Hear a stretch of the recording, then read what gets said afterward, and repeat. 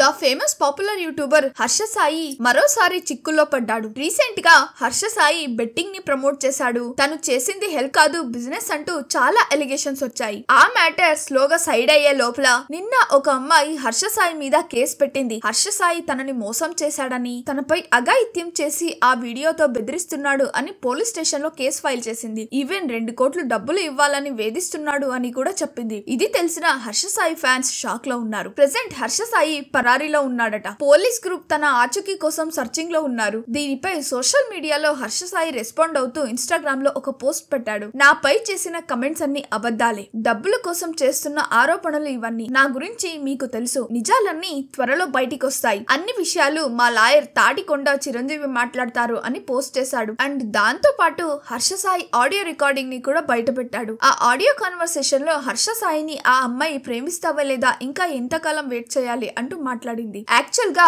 హర్ష సాయి చేస్తున్న mega movie producer తనేనట. హర్ష సాయి మాట వినకపోతే ఆ మూవీకి సంబంధించిన ఫుటేజ్ ఇవ్వనని కూడా బెదిరిస్తుందట. ఇది ఎంతవరకు నిజమో, ఎంత దాకా వెళ్తుందో చూడాలి.